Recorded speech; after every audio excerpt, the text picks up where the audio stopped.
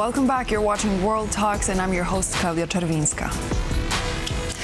September 21st marks Armenia's Independence Day. This year is going to be no less important in terms of celebrations, especially now that after decades of conflict, Armenia signed a peace agreement with Azerbaijan. Now, is this year's celebration going to look, what is the celebration actually going to look like? We will discuss that with my next guest, Richard Giragosian, founding director of the Regional Studies Center.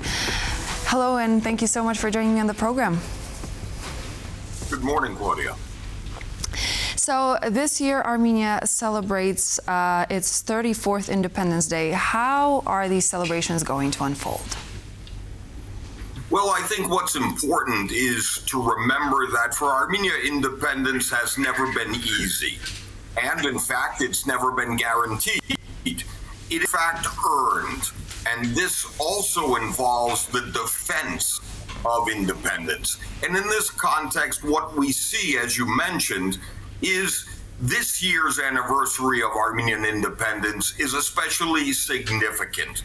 First, because it comes after the diplomatic breakthrough with Armenia's neighbors in a difficult post-war environment. Second, it's independence, perhaps the last time we mark independence, while Russia remains distracted and overwhelmed by its failed invasion of Ukraine. And third, we also see Armenia entering a pivotal election year. For these several reasons, this year's commemoration is especially poignant and significant.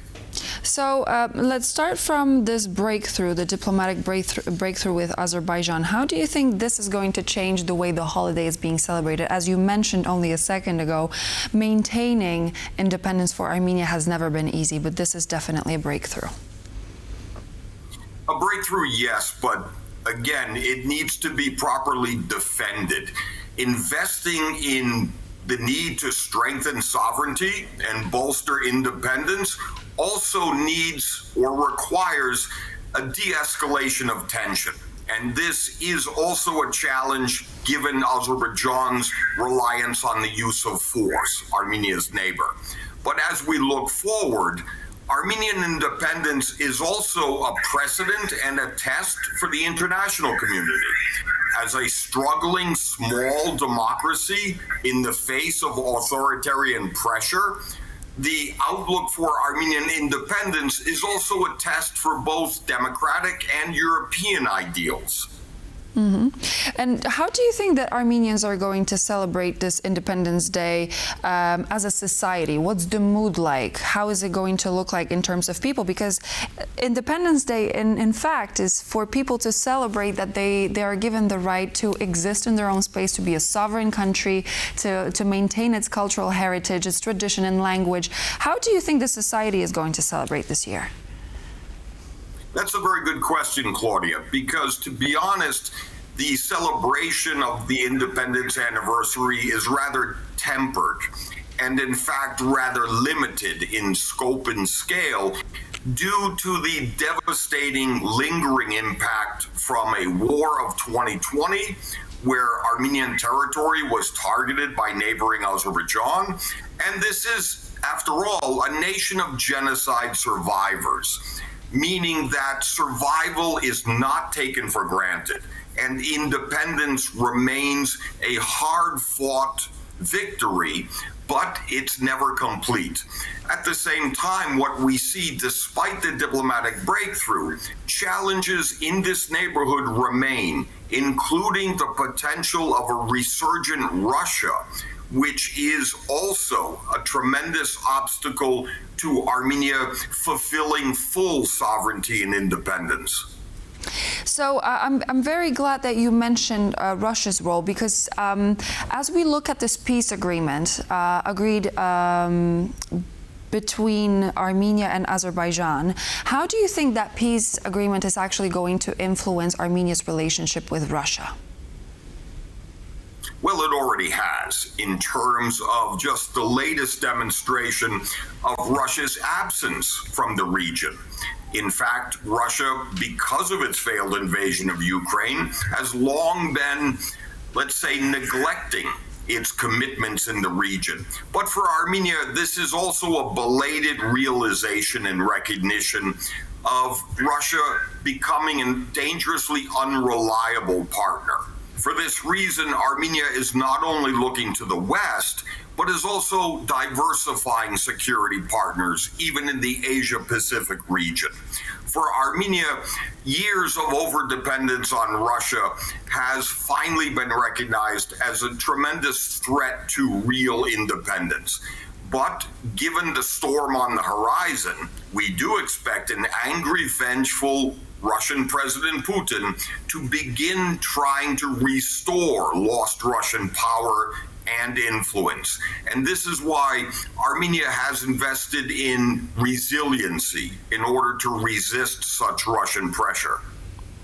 And what happens to Armenia if Russia decides to have a ceasefire with Ukraine? We've spoken with some of our experts about how Vladimir Putin and Russia and the Kremlin are focused on Ukraine, so the focus is actually withdrawn from other parts of the world. But if Russia was to actually have a ceasefire with Ukraine, what happens to Armenia?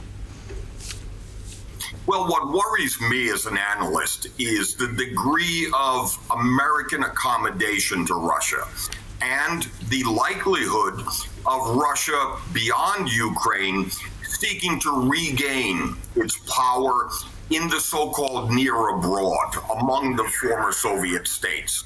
For Armenia, this also represents the danger of Russia perceiving this region as its natural sphere of influence. For Armenia as well, I do think the need for strengthening democracy and resilience is the best defense against such Russian potential threat.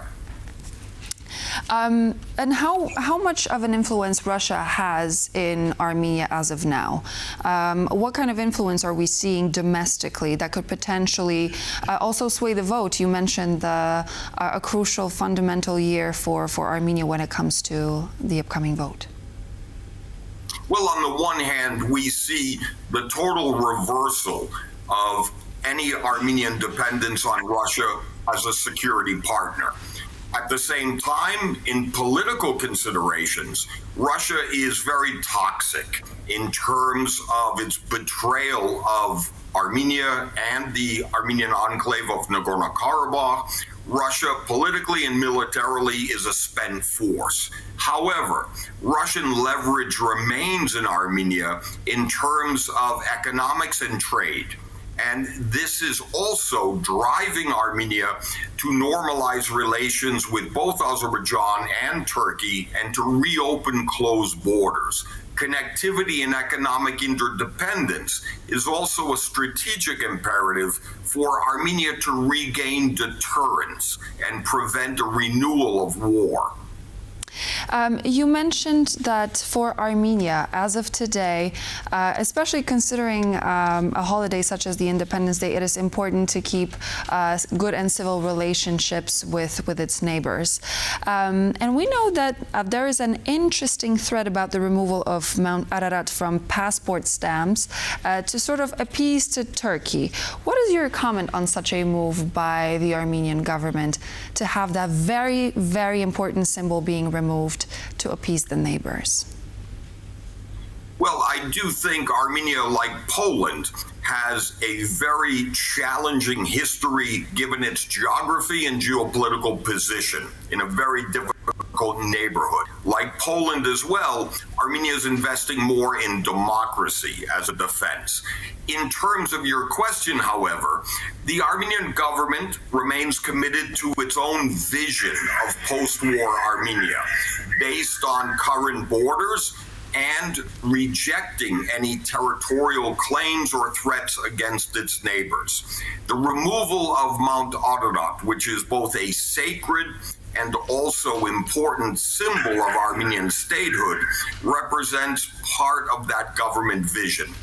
However, I do think this is only one element of a broader trend where Armenia is increasingly becoming more a nation of patriotism and less of nationalism.